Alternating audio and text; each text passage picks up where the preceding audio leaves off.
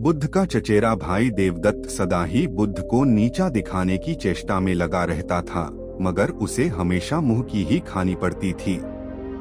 एक बार बुद्ध जब कपिलवस्तु पहुँचे तो अनेक कुलीन शाक्यवंशी राजकुमार उनके अनुयायी बने।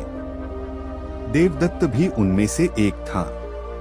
कुछ समय पश्चात देवदत्त ने भी कुछ जादुई शक्तियां प्राप्त की और एक बार उनका प्रदर्शन मगध के भावी सम्राट अजातशत्रु के समक्ष किया। वहां वह एक शिशु के रूप में प्रकट हुआ जिसने सांप की मेखला बांधी हुई थी। तभी से अजातशत्रु उसे परम आदर की दृष्टि से देखा करता था। कुछ दिनों के बाद देवदत्त मगध से लौटकर जब संघ में वापस आया तो उसने स्वयं को बुद्ध से श्रेष्ठ घोषित किया और संघ का नेतृत्व करना चाहा।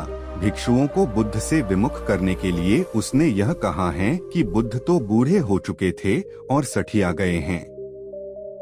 किंतु भिक्षुओं ने जब उसकी कोई बात नहीं सुनी तो वह बुद्ध और संघ दोनों से द्वेष रखने लगा। खिन्न होकर वह फिर वापस मगध पहुंचा और अजातशत्रु को महाराज बिंबिसार का वध करने के लिए प्रेरित किया, क्योंकि बिंबिसार बुद्ध और बौद्धों को प्रचुर प्रश्रय प्रदान करते थे। प्रारंभिक दौर में बिंबिसार को मरवाने की उसकी योजना सफल नहीं हुई, अतः उसने 16 धनुर्धारियों को बुद्ध को मारने के लिए भेजा। किंतु बुद्ध के व्यक्तित्व से प्रभावित हो सारे उनके ही अनुयायी बन गए। क्रोध में देवदत्त ने तब बुद्ध पर ग्रीककूट पर्वत की चोटी से एक चट्टान लुढ़काया, जिसे पहाड़ से ही उत्पन्न हो 2 बड़े पत्थरों ने रास्ते में ही रोक दिया। देवदत्त के क्रोध की सीमा न रही। उसने एक दिन मगधराज के अस्तबल में जाकर एक विशाल हाथी नालगिरी को ताड़ी पिलाकर बुद्ध के आगमन के मार्ग में भेज दिया। नालगिरी के आगमन से सड़कों पर खलबली मच गई और लोग जहां तहां भाग खड़े हुए। तभी बुद्ध भी वहां से गुजरे। ठीक उसी समय एक घबराई महिला अपने बच्चे को हाथी के सामने ही छोड़ भाग खड़ी हुई।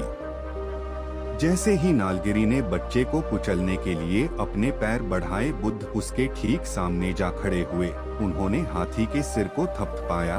बुद्ध के स्पर्श से नालगिरी उनके सामने घुटने टेक कर बैठ गया।